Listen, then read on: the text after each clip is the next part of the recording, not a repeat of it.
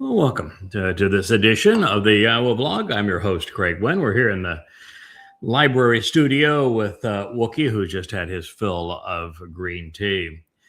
We're returning to an amazing prophecy, one that I had decided to examine because I wanted to demonstrate that when the prophet Yasha and Moshe spoke of the Shabuah harvest, that he was discussing the ingathering of souls, and that the people who were gathered in would be so few and so disconnected from the power structure of society, from religion and politics, that for the most part they wouldn't be missed.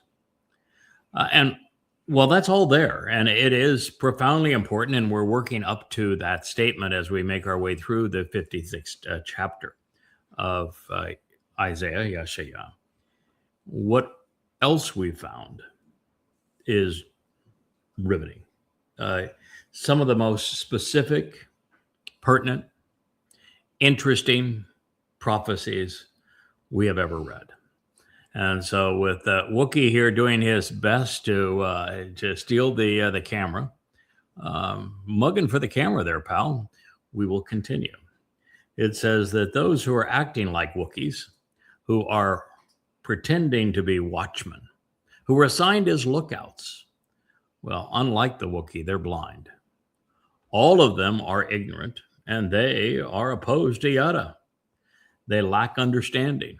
They are without revelation. They are unaware, unable to teach, and therefore they're clueless. They are not Yada.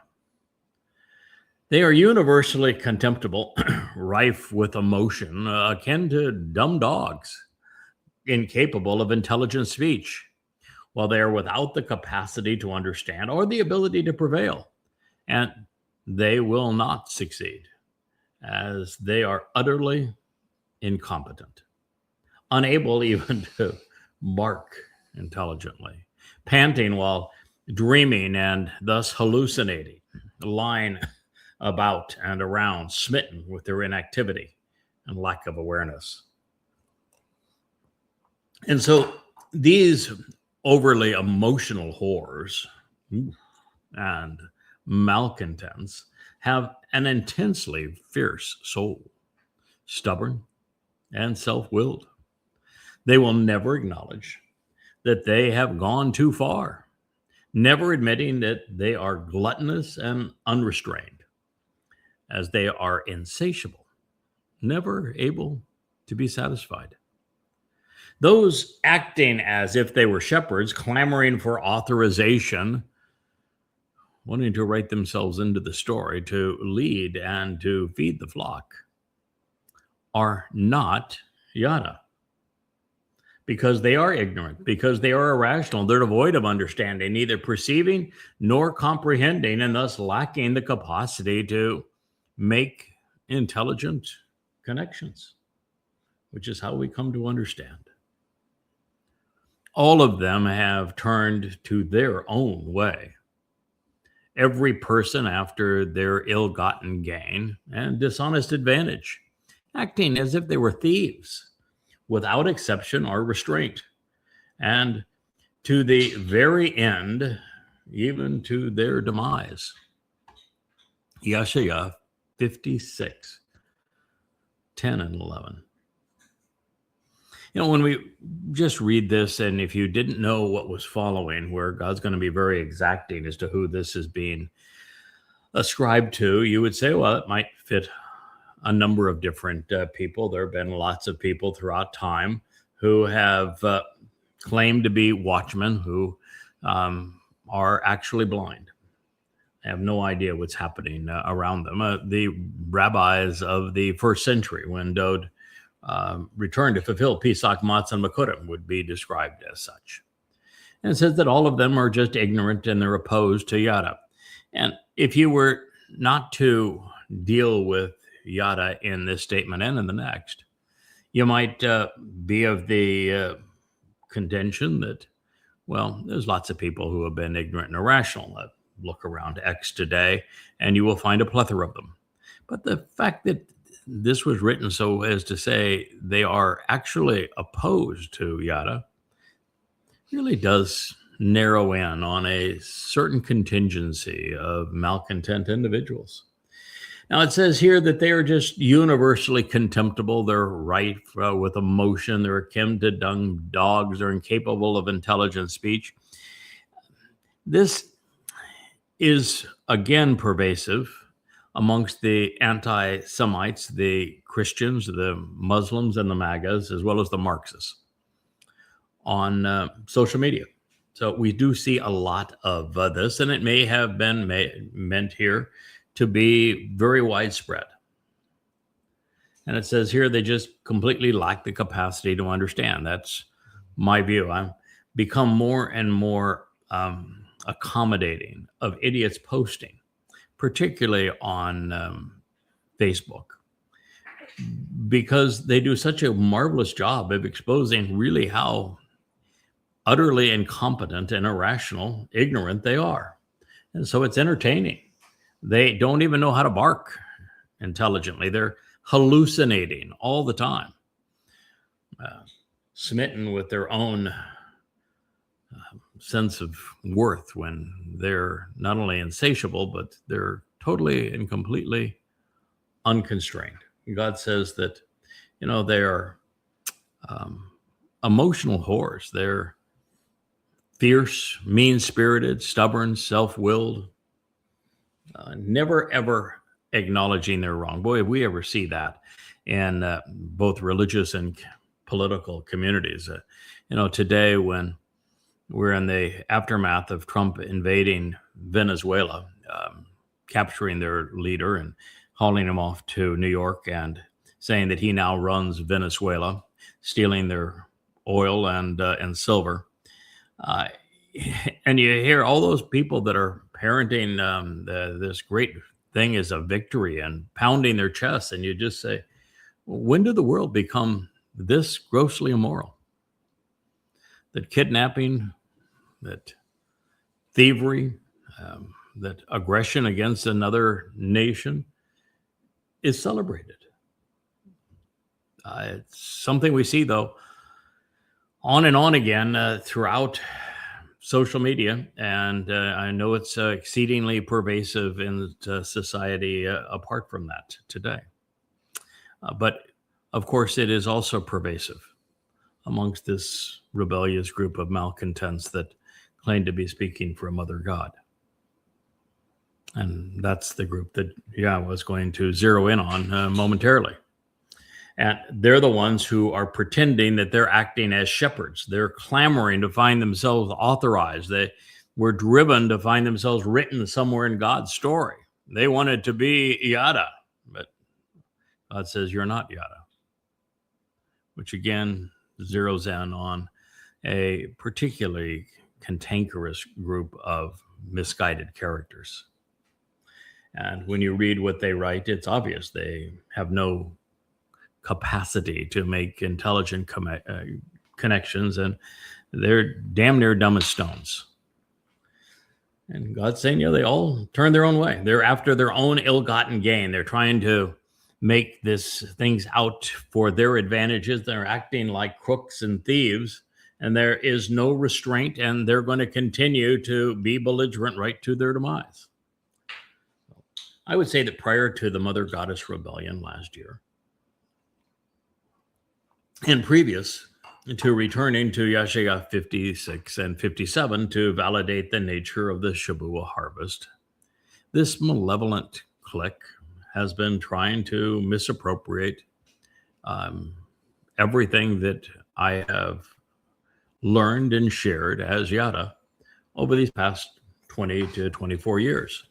And I have perceived this rebuke as a genuine criticism of those who are lost,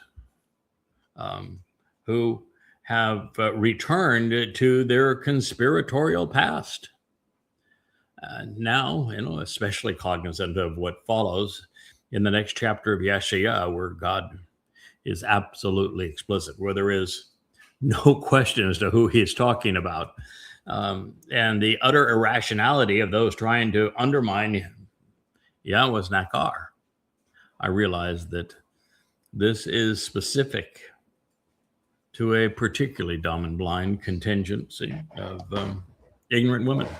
So I'm not going to pretend otherwise. I have read the entirety of God's rebuke. And they have foolishly presented themselves as if they were enlightened, as if they were moral, as if they were beacons of brilliance and watchmen of sorts. But they are so desperate to be Yada that they malign the one who earned that distinction with Yahweh long ago. All the while, the more they protest and post, the more apparent it becomes that they lack the capacity to understand much of anything pursuant to God. They are, as Yahweh has and will continue to depict them, smitten with themselves because they're hallucinating. Well, they're largely psychotic, lacking genuine empathy. They are an overly emotional, reactionary, and thoughtless brood. And because they are so mean-spirited and vicious, and particularly self-willed, while recklessly stubborn, there is no appeasing them or satiating them. They are unrestrained. They are insatiable in their cravings, and their desire to be seen as credible, even moral, lusting to be perceived as if they were shepherds instead of wolves. And as much as their sole motivation is to replace me, they are as far from being Yada as were Paul, Akiba, and Muhammad.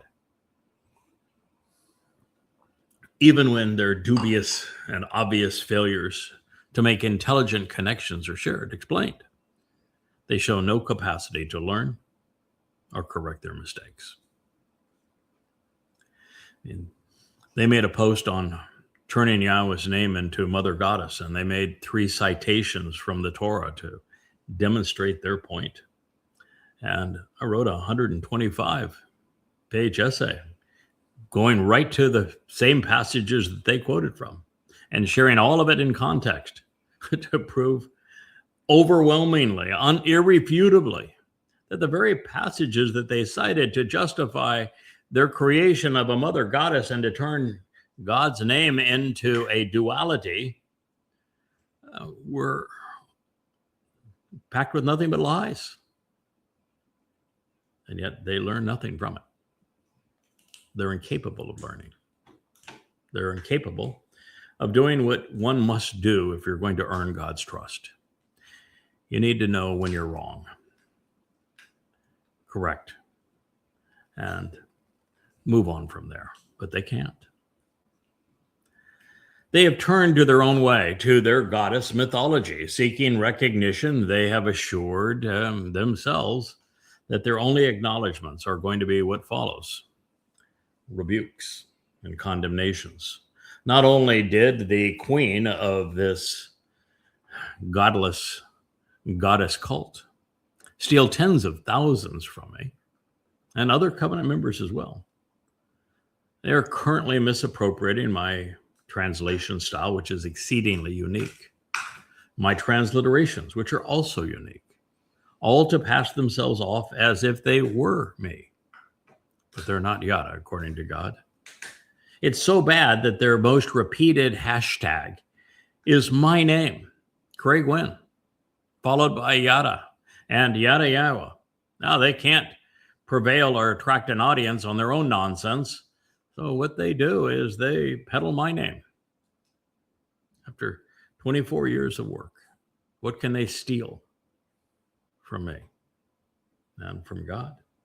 It is thievery, just as Yahweh foretold, and it will result in a very bad outcome for them.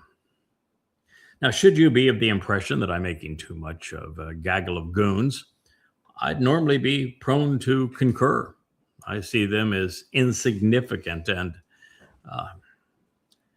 wholly incongruent with God's testimony, ignorant and irrational. But since Yahweh sees them differently. Oh, sure, he sees them as ignorant. He sees them as irrational. He sees them as incongruent with his testimony. But this is the longest diatribe from God, the longest continuous condemnation of any individual found anywhere in the Torah and prophets, and it's directed at a singular woman. So God views the importance of rebuking her. And we're going to follow God's example, his lead, and go where his words lead.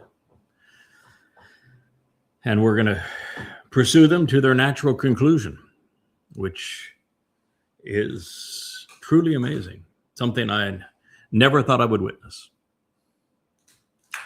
There isn't and never has been anything like what is found at YAHOWAH.com or within the YAHOWAH series and the YAHOWAH blog.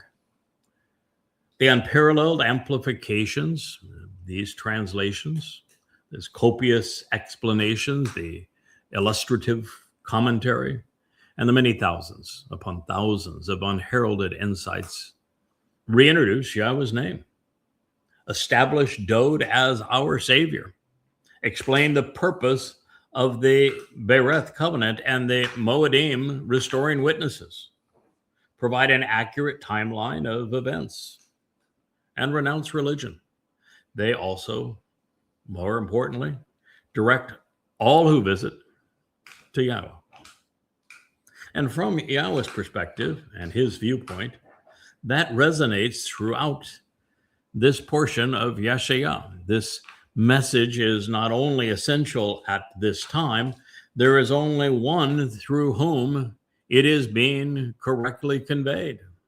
Yahweh introduced this by saying, I am supporting, I am introducing you to, I will deliver my tzedakah.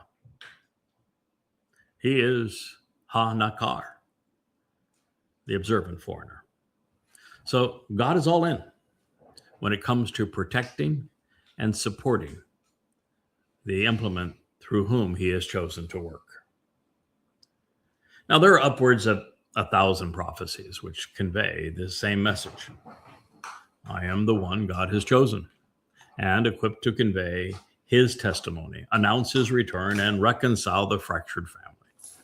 And as this prophecy has already foretold, even pondering the possibility of this tree of knowledge withering and failing to produce fruit is wholly unacceptable to God. And so he is pulling the weeds. He's removing the toxins. Now, considering the broader implications, when we survey the totality of the abuse which has been directed towards Israel and Jews by nations and religions, the most menacing institution of all has actually been Judaism. It is the worst of a bad lot, and the worst of the worst are the Haredim, living as parasites while misrepresenting Yahweh, his Bereth, Torah, and Ben's son. And if not for rabbis, of course, there would be no Christianity and no Islam to distort Yahweh's message. Now, while the rabbis will continue to conspire, they will soon come to regret what they've done, not because the casualties they have inflicted, they don't care about those lost Jewish souls, but because there will be recompense and they will pay. And especially humiliating for them, the goy they will come to despise is the one who is assigned to judging them. Now, fortunately for many, between now and then, there will be a harvest and a gleaning of the covenant children on Shabuah and then another on Teruah. These will occur on either May 22nd, 2026, 136 days from now, or on June 11, 2027. And then during the evening of September 23rd, 2033. Not that the religious will notice. According to Yasha, Rabbis will be scheming against the Almighty and their brethren right to the bitter end. This reads, should you agree to come? Or it says, you should agree to come. It's the order of the words is important, isn't it? You should agree to come, consenting to assemble together to change things around. I have decided to obtain and accept intoxication with the confusion and insobriety of wine. So we have chosen to habitually be inebriated, constantly consuming alcohol and other sundry liquors to the point of incapacitated judgment through these fermented libations. Therefore, it will be, and he will exist like this day tomorrow. If the days to come are opposed and delayed to a significant extent for the thousands of remnants. Wow. It's quite a conclusion there. So the testimony regarding inebriants doesn't say that they're alcoholics. What it says is they want to incapacitate judgment. And you do that by spewing toxic testimony. It is the consequence of religion, the consequence of conspiracy, and to a large degree, the consequence of politics. You spew toxic rhetoric, and you will incapacitate people's judgment. And so this is God saying that those who do so have chosen to do so. It is their desire to incapacitate people's ability to think, and that they're going to continue to spew such toxins and poisons. Therefore, it says here that their goal was for it to exist and him to be just as it is this day, also tomorrow. And they say if the days to come are opposed, and if they are delayed to a significant extent for thousands of remnants, well, that's a diabolical ambition, I will tell you for sure.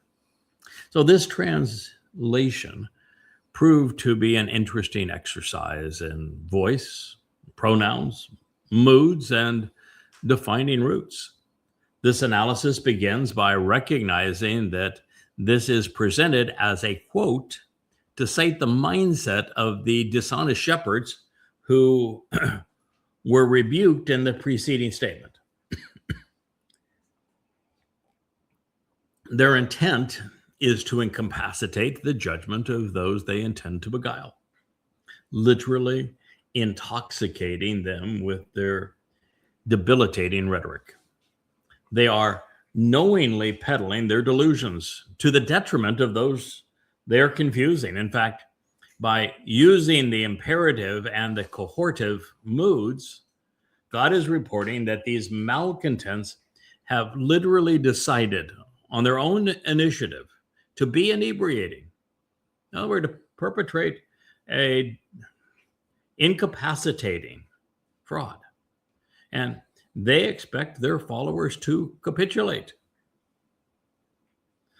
The most intriguing aspect of this comes from makar, because it is a compound of ma to ponder the implications of a car, which is to delay, to defer, to hinder, and to cause many to hesitate and be left behind.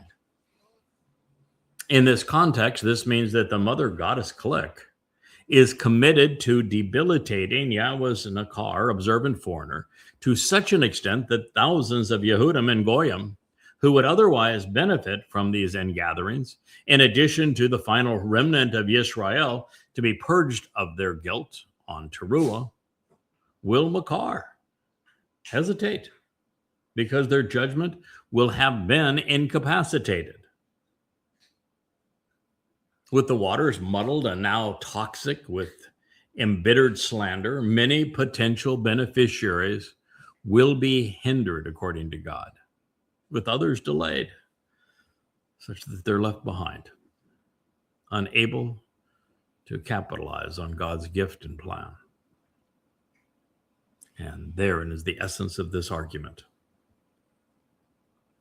That's why the mother goddess clique is so despised by God. Beyond this specific warning, the proceeding is also an admonition not to be swept up by the inertia of the normalcy syndrome. With all evidence to the contrary throughout history, and even with debilitating examples recently, people tend to believe that over the course of days, months, and years, that nothing much will change. They have been lulled into the opinion that tomorrow will be as today, but that is not the case, especially as we move into the time of Israel's troubles. Therefore, Yahweh is telling us that many obstacles will be tossed in the path of those who would otherwise benefit from Hanakar, and more still will remain inebriated with incapacitated judgment, such that they are lured into a false sense of security. Fortunately, Yahweh is not playing a numbers game. He never has, he never will. He knows that the naysayers will continue to hold sway over the deluded masses who are now, less than 8 years away from drawing their last breath. With all evidence and reason having no effect on most of them, and being indifferent to the very word of God, the only rational option is for Yahweh to value quality over quantity. This brings us to the next chapter, which in the great Isaiah scroll isn't separated by so much as a punctuation mark, a period. One thought parlays into the next. Yahweh's outreach through Ha-Nakar, the observant foreigner, will continue to be directed at those willing to invest the time to be right about God, and who approach with an open and clear mind. The most devoted of these highly valued souls will soon vanish during the Shabuah harvest. And when they are withdrawn to be with Yahweh on the Shabbat of May 22nd, 2026, at the very beginning of the time of Israel's troubles, or on the Shabbat of June 11th, 2027, as a horde of Muslims flood into Israel for the great jihad. According to God, hardly anyone will notice, although there will be one group of people embittered over it. Now, this is why we directed our attention to Yahweh's portrayal of the Ashaf, this ingathering in Yasha, Isaiah 57. A magnificent miracle of godly proportions is now inevitable, and it is imminent. Then the text reads, the right and the vindicated, Ha-Sadak, the correct and innocent, will vanish, disappearing, such that those who remain will not know where they have gone. Abad, their whereabouts becomes unknown as they go missing and appear to be lost, having been carried away at that moment. An actuality, call perfect. No one will give it any thought or meaningfully ponder the implications. But no one examines or questions this or takes it to heart. Loyal and devoted individuals, just said, people who are favored, loving, kind, and steadfast, will be harvested, gathered together, and taken away during the Asaf ingathering. They will be withdrawn, removed, and received. This is the nifl participle. That's an important distinction, and we'll get to that in a moment. While no one makes the connection to comprehend why. A and B, with no one cognizant of the reason nor understanding the implications. For indeed, away from the presence of this evil shepherding, this disastrous calamity caused by troublesome former compatriots and miserable companions who are wickedly wrong, those who are correct, upright, and innocent will be gathered in the harvest, removed and received. A cough be taken away, they'll be withdrawn, assembled and brought together during an ingathering, niphal, perfect, third person, masculine, singular, addressing Hasadak, which is masculine, singular. Now, this statement and the one that follows is conclusive in affirming that the Asaph ingathering will be of human souls. And during the most prolific of these, which is the Shabuah Katzar, those who are Sadak, right about Yahweh and his Torah, teaching his Bareth covenant, and his Moedim, restoring witnesses, will be abad. They're going to vanish. They will abad. They will disappear such that those who remain will not know their whereabouts. Now, with the use of abad, we are also afforded an insight into the disposition of our physical bodies. Since it is often rendered perished and destroyed, this suggests that once our nephesh souls depart, our lifeless flesh will simply cease to exist. This is because we must shed our bashar bodies to participate in the Shabuah harvest.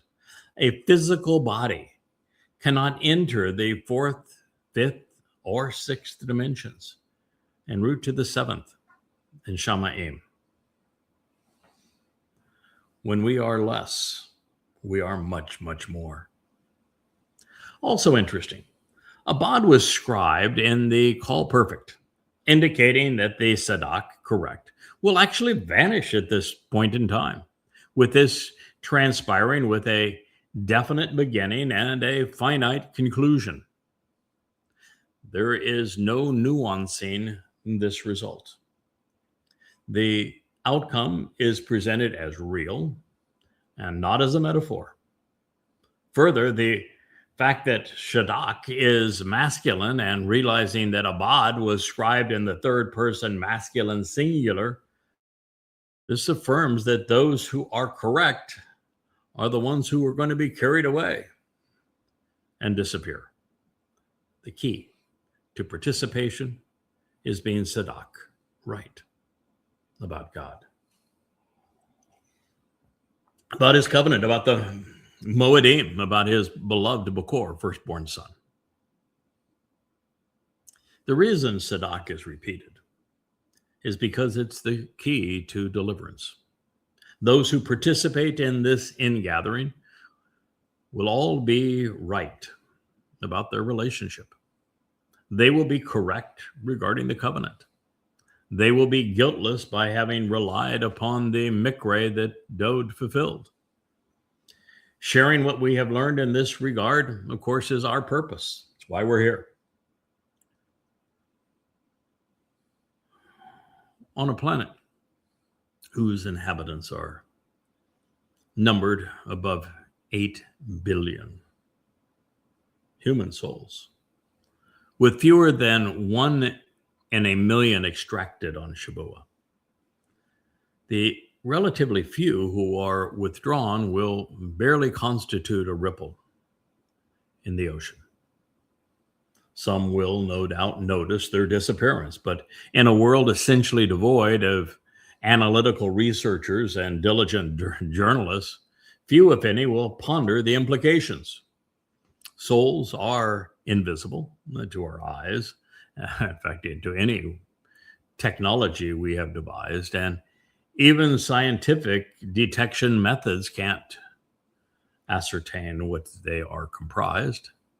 So as our bodies vanish and our souls depart, there's going to be nothing to see, nothing to report. News at 11. Nothing happened to nobody. We have no proof. They simply disappeared. By describing the ingathering as ish chesed, individuals who are loyal and steadfast, YAHOWAH is reinforcing something, well, that I didn't appreciate and certainly didn't recognize prior to December of 2024. You see, it was then that a dozen former associates, including my publicist, editor, webmaster, and media manager, all bolted to assuage their fragile egos and on behalf of a jealous and embittered woman who was at the time crying for attention, presenting herself as a victim when she was a victimizer. Now, prior to this, I had thought that once covenant, always so. But that isn't the case, not according to God. YAHOWAH is only willing to accept those that he can depend upon. It's a lesson that we learned in reassessing what occurred in Gan Eden and why God calls the fall of man. He wants us to demonstrate that we are loyal, we're devoted, we can be trusted. Eternity is a very long time, and God isn't interested in spending his nor taking the risk of those who are not responsible. He is reliable and steadfast, and so he naturally expects the same in us. This is the message of Gan Eden. It is why we're returning. We have another opportunity to get this right. As further evidence of this, well, consider Miriam. She was called a prophetess, when she led the woman's chorus during the Song of the Sea after crossing the Gulf of Aqaba during the Exodus.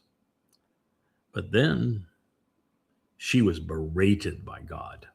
She was banished. She was stricken with leprosy, and she was subject to a final divorce, all for having challenged her brother and demeaned his wife, that brother being Moshe.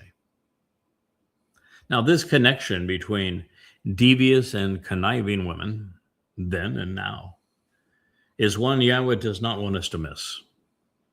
That is why he has repeated the reference to the ongoing problem of Ra'ah, of disastrous shepherds. Here, it is from their presence that those who are right are being harvested right before them on Shabuah. We will be forever parting company with the Panei Ra'ah, the presence of this miserable and malignant contingent of toxic conspirators. While they are here and expecting to be gleaned or harvested, we are going to be taken and they're going to be left, and it's going to drive them crazy, according to God. This is one of the times where it becomes impossible to disjoin this rebuke from the mother goddess and her cult.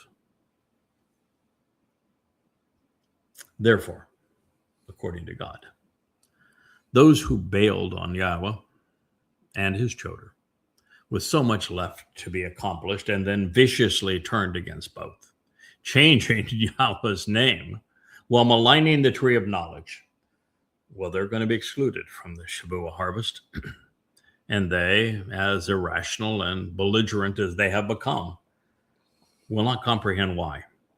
They will be left as we are a shaf, brought together, removed, and received during this ingathering. However, they will not be alone, because the overtly political, conspiratorial, and religious prefer believing to reasoning.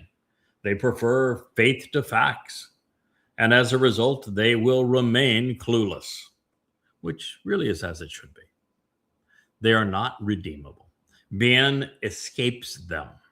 And it is by bien, evidence and reason, that we come to know God or not at all.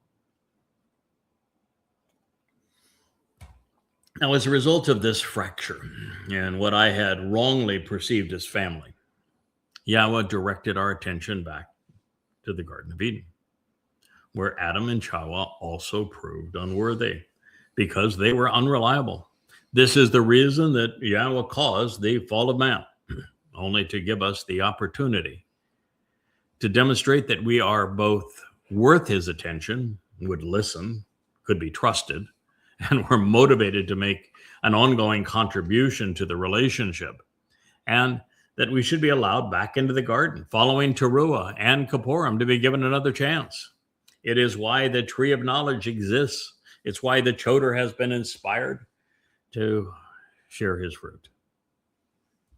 We will be afforded another 1,000 years under ideal circumstances to prepare the surviving mortal remnant to earn YAHOWAH's trust, so that he can equip and enable those who are worth the risk, such that they can journey off this planet with God and explore the universe with him. It's a very noble undertaking, is it not? Continuing to examine every nuance of God's timely message so that we get this right. Note that the phrase, "no one will consider the implications," was also written in the call perfect. This means that when the harvest transpires, we can be assured that in the aftermath of our departure, there will be no cogent response, at least at this time. Then it really gets interesting with a kaf taken away during the harvest. It was scribed in the nifl participle. And as a result, we discover that those who will benefit from the ingathering will have contributed to their own highly favorable outcome through their diligence. You know, the nifl stem says that the subject not only participates in the action, but causes the outcome. And so it's a cause and effect sort of thing. That we cause it, we benefit from it. So God's saying it's not by random chance that some were taken and others were not. It's very much based upon our own willingness to make a meaningful contribution. It's kind of a neat idea, really, in that YAHOWAH was saying you'll earn it. And what could be better? I mean, it's, I guess, lovely that, God would say, I want to give you eternal life, and I want to rid you of all religious gunk and adopt you into my family and empower and enrich you. This is my gift to you. Yeah, nice. Thank you. Okay. It's like a rich father gives their son and daughter a Ferrari, and here's the keys, and I'm paying, and the father pays the insurance, the gas, provides the garage and everything else, and that the son or daughter contributes nada. And such cars have a tendency to last through most of the weekend. They're not valued. The kid doesn't wash them. The kid doesn't wax them. The kid doesn't maintain them. The kid doesn't drive them with a sense of respect and responsibility. But if you've worked for it and you've made a contribution, even if your dad picks up the majority of the cost, but you've made a tremendous contribution to it, and you're engaged in this process, then you have a sense of appreciation. That's what God wants. He wants everyone who is part of Forevermore to know they made a contribution to be there. Our sense of satisfaction, our sense of feeling we're part of this. We're all in this together. We have a sense of accomplishment. We know we've done something that pleased our God. All of this contributes to the idea of why this harvest was scribed in the nifl participle. Participle means that it's the process of this ingathering is not only highly demonstrable for those who are participating in it, but they are defined by it. So while Yahweh has answered the question we came to resolve, he's not done reinforcing his point. The Sadak, correct and vindicated, will abad, vanish during the Ashaf harvest because they remain chesed, loyal and devoted, and are favored for being steadfast. And they will be men, peneh, removed from the presence of the Ra'ah, this miserable time and malignant people.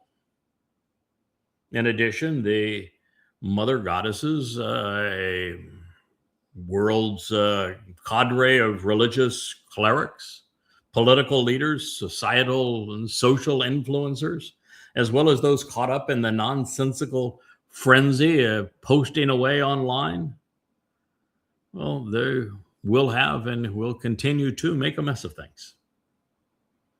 They will have placed themselves and the planet in irreconcilable death spirals, either by their activity or their inactivity. If not for Yahweh's intervention on Teruah in year 6000 Yah, 2033, Earth would become desolate. Since it's important, I want to affirm that the Ra'ah from which the right-minded and steadfast are being withdrawn are comprised of malevolent malcontents. Ra'ah depicts the degradation of judgment and of leadership, such that many operate without morality. It predicts an inverted mindset where wrong is seen as right and bad is somehow considered good. This is suggestive that Yahweh is therefore familiar with Day on X, in addition to the toxic drivel that comes out of this clique that is so desirous of besmirching all that we have achieved. Now, as the Ra'ah rottenness festers and this malignancy metastasizes, there will be no point to the continued presence of the Sadak, of the Bereth, remaining on the earth at this very moment. Not only will the plethora of contrarian voices and adverse conditions be too caustic for us to be heard above their roar, for those who would otherwise listen, to become salvageable, they will have to hit rock bottom. And far few will consider the alternative to man prior to the point that they despair of hope.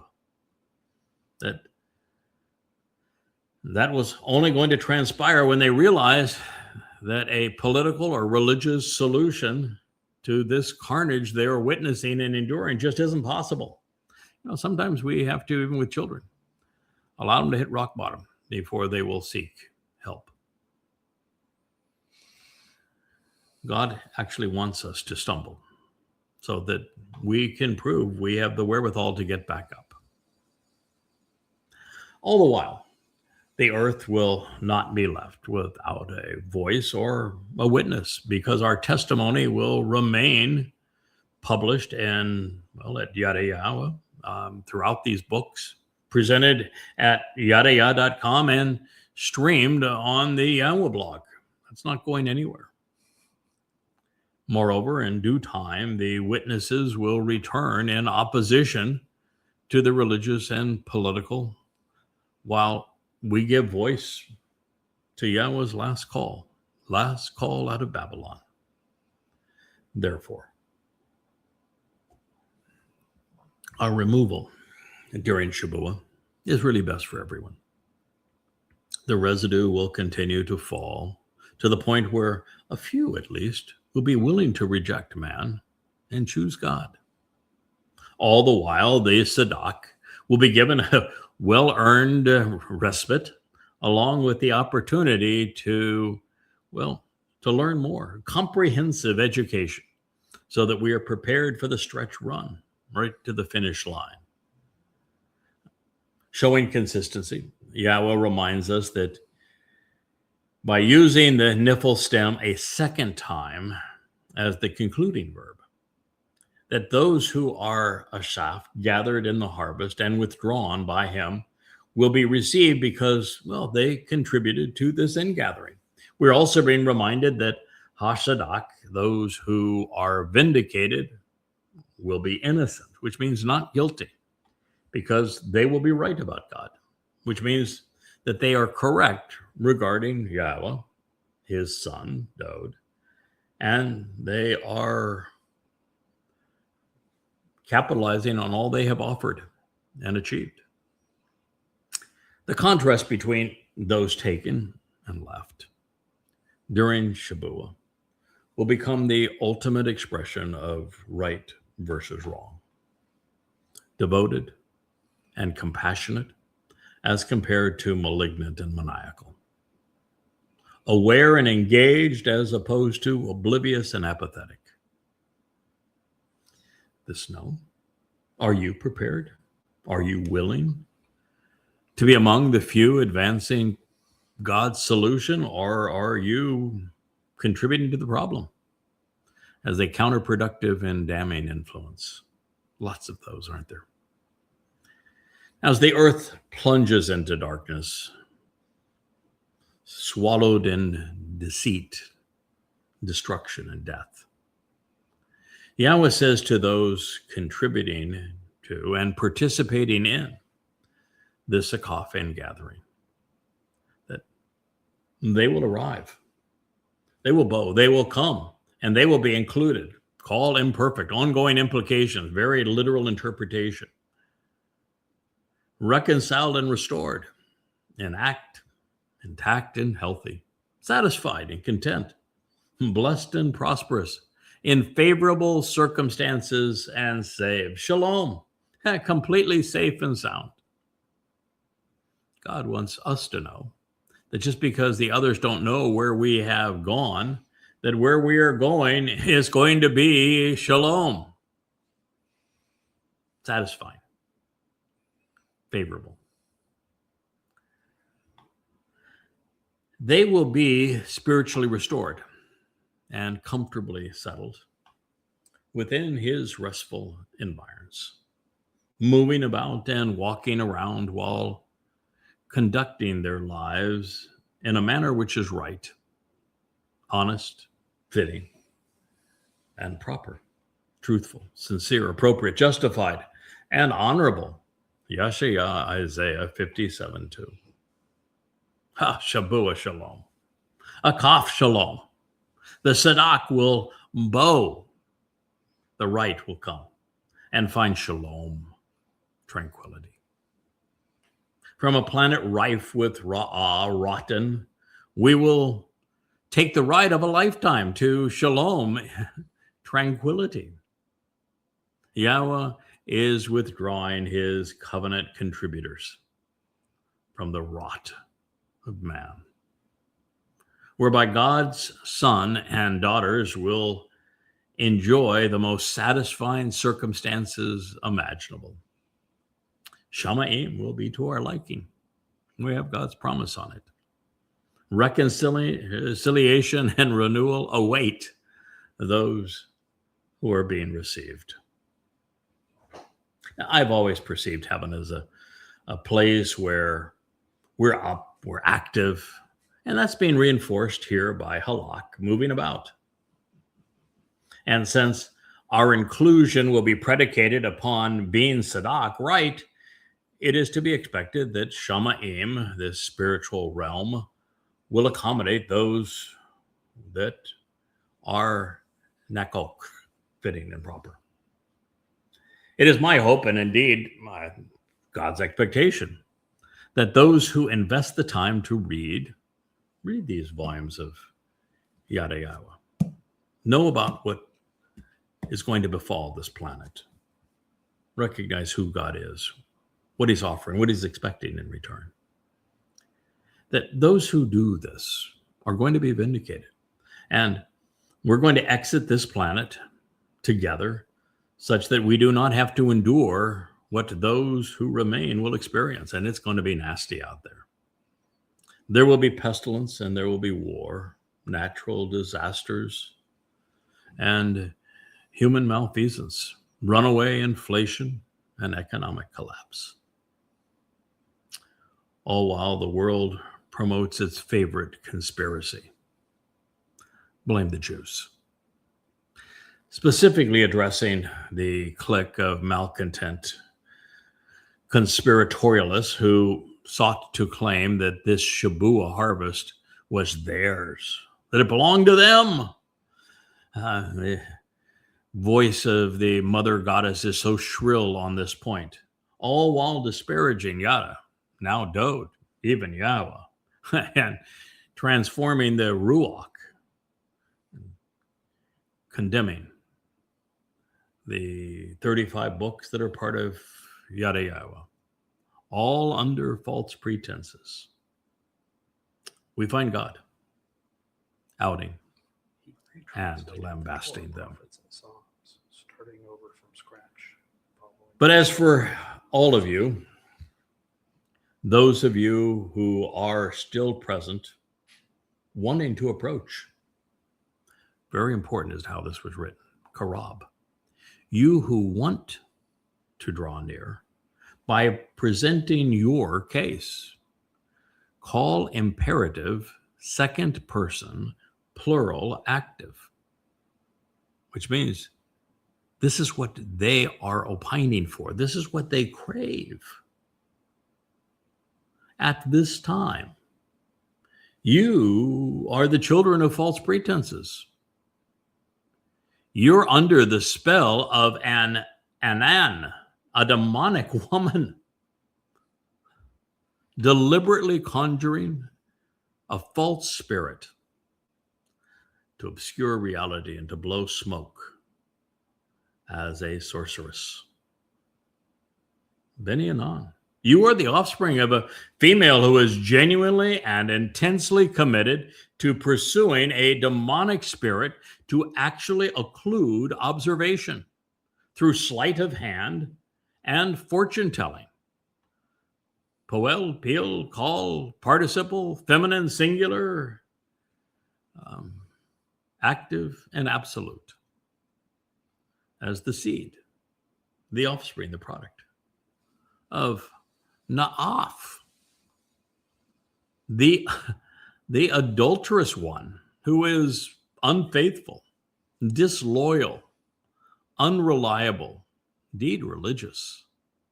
The ones soliciting lovers by way of idolatry and the veneration of false gods and spirits. This one is peel, participle, singular, masculine, absolute and active. And the Zana, the despised whore, the loathed woman, prostituting her despicable nature by pandering to her partners for favors, bribes. The shunned and scorned harlot, and the immoral prostitute who feigns love for adulation and money. Doing so consistently. Call imperfect, third person, feminine, singular, active. Yasha, Isaiah 57:3. One of the most intriguing, pertinent, important prophecies ever issued. Yahweh's assessment is directed specifically towards those who are both Ra'ah, acting like evil shepherds, and troublesome compatriots who are wickedly wrong, and those who are trying to ascertain why others were taken when they were left behind during Shabuah. We know this to be true because God said, "But as for all of you, those of you who are still present, desiring to approach at this time."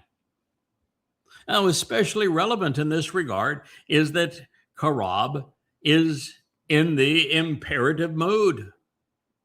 And that reveals that these people wanted to be part of this harvest. And that means they knew about it.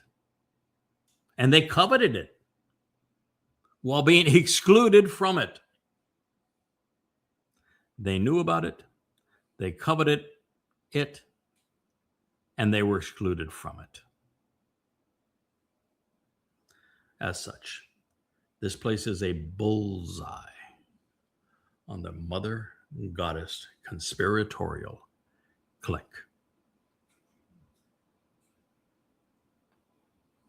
There is no rational way to deny the realization that the people Yahweh is denouncing for having fallen under the spell of an Anan, a demonic woman, conjuring false spirits, is directing our attention to the malcontents congregating around Miss Powers, known as D. This cannot represent religious Jews because there are just no ingatherings of souls associated with Judaism anywhere on the calendar, much less on Shavuot. So they're not going to be anticipating a harvest. They're not going to be wondering why they were not taken and concerned because this was something they wanted to participate in. It cannot represent religious Jews or any cultural Jew. Furthermore, it can't be Christians either. Why? Because their rapture is on teruah, on trumpets. Misled by Peter and Paul, Christians believed that Shavuot was fulfilled as Pentecost with the birth of their church. And in addition, Paul claimed that the rapture would occur on trumpets. Uh-oh. Having eliminated religious Jews and faithful Christians from the mix, we also know that this despised clique of Zana, of the despised whore, can neither be numerous nor have a significant audience. Why? Because this repudiation of them, if so, would be in conflict with the previous statements where we learned that relatively few were going to be paying attention. It's just this one little group that knew of it, missed it, and yet wanted to be part of it, but were left behind. Therefore, apart from the irritatingly negative antagonism towards those who will be ashaf withdrawn, this is an otherwise meaningless cast of fools, devoid of understanding, but they placed themselves in the wrong position at the wrong time with the wrong adversary, making erroneous claims. That said, we must also confirm the realization that this and what follows isn't just among the longest, it is the longest. It is the most detailed and vitriolic condemnation found anywhere in the Torah and prophets. Therefore, this otherwise irrelevant assemblage of miscreants that have garnered Yahweh's unbridled animosity have done so because of their stated aversion,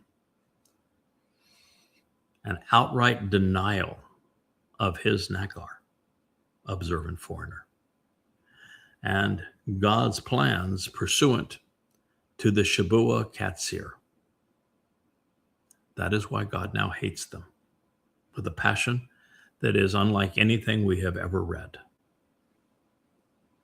The whole of Yasha, Isaiah 56 and 57, leads us with no other logical conclusion other than to surmise that this hideous condemnation is focused on the same psychotic woman previously condemned in the prophecies associated with YAHOWAH, Miriam, and Michal in Genesis 2, Numbers 12, and 2 Samuel 6.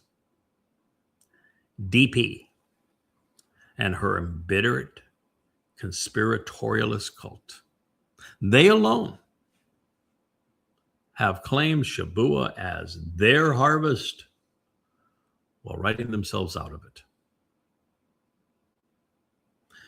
While it seems like such an insignificant number of worthless humans, the 24 lost souls operating under the influence of this mother goddess, will somehow cause, through their intermixing of truth and deception, upwards of 1,000 Jews to hesitate relative to the harvest, such that their progress is impeded and they are left behind.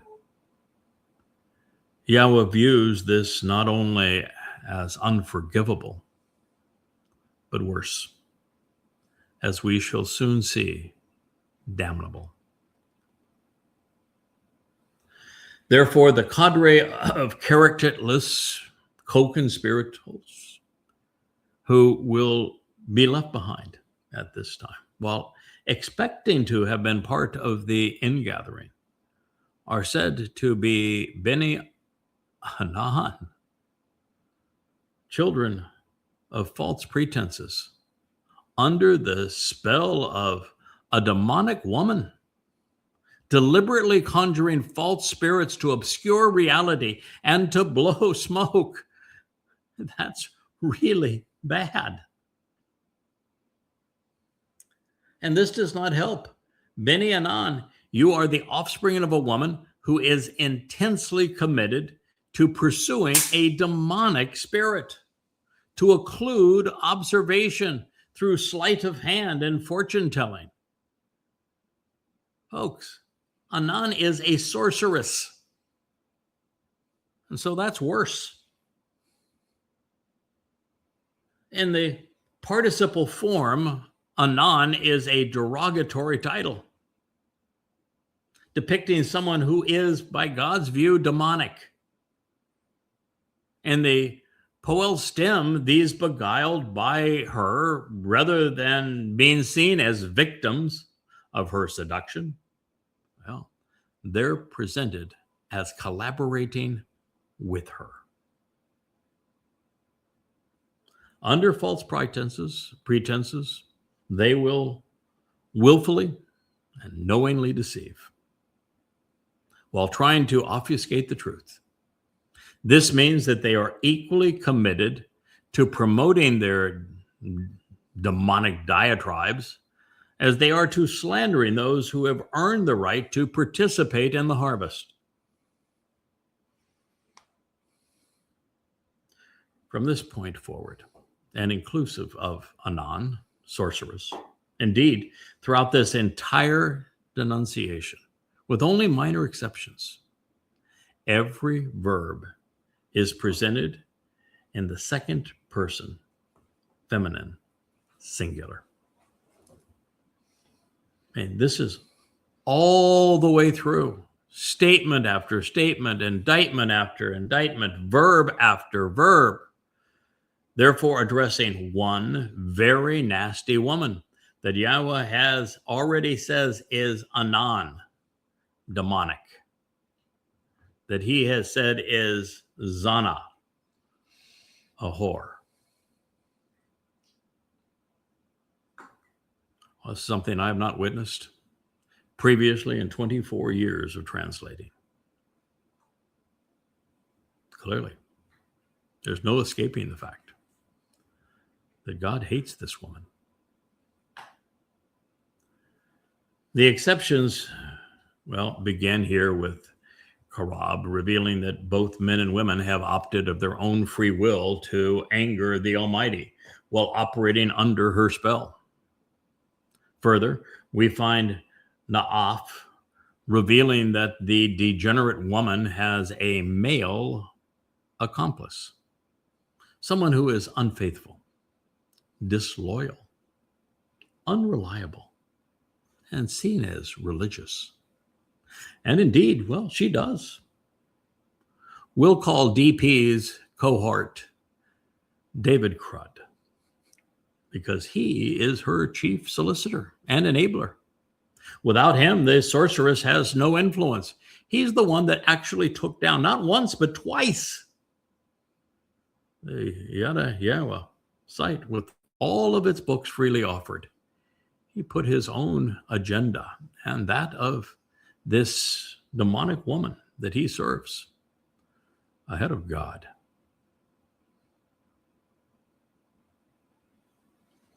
David Crud is therefore the spawn of the Anon, the sorceress,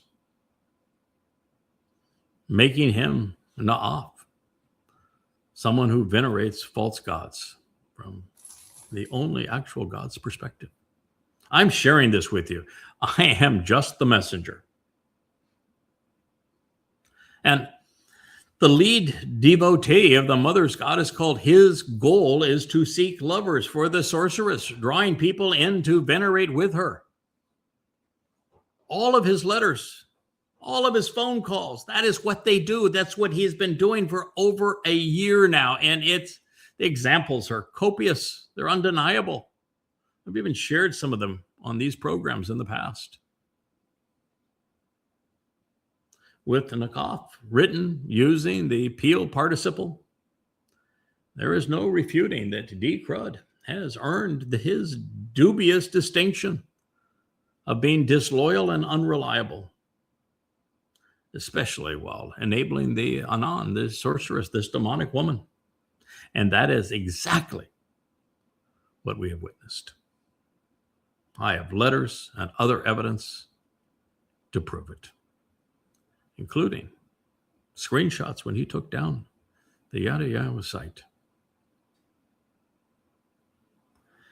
Now, this brings us to our third successive participle, a verbal noun, a descriptive title, Zana. It means loathed woman. Therefore, in addition to being an Anon, demonic woman, the devil's advocate, the subject of Yahweh's ire is a Zana, a despised whore. She, Zana, panders to her partners for favors and bribes. She is a scorned harlot and a miserable prostitute, feigning adulation and love for money. And that is precisely our experience with this very DP. Now, as we press forward with our evaluation of this prophecy, let's remain grounded within the context of that which has been delivered. And so I am going to, on our next program, take you right back to the beginning of this and run right through to where we are, because I want you to recognize that every statement that YAHOWAH makes hereafter is specifically directed at them. Well, I view them as insignificant as navel lint. God doesn't. And he is disgusted by them. And ultimately, not only is he going to tell us that he is dispatching them to Sheol, which is hell, but even after he tells us that, he continues to rant. It's never in the entirety of the prophets will you see anything that made God this angry.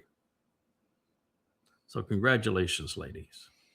You've really dug yourself in this time. We'll return to this topic, one of the most interesting prophecies ever revealed, as we continue our story about returning to the garden, who will and who will not, in another episode of the YAHOWAH blog. Thank you for listening.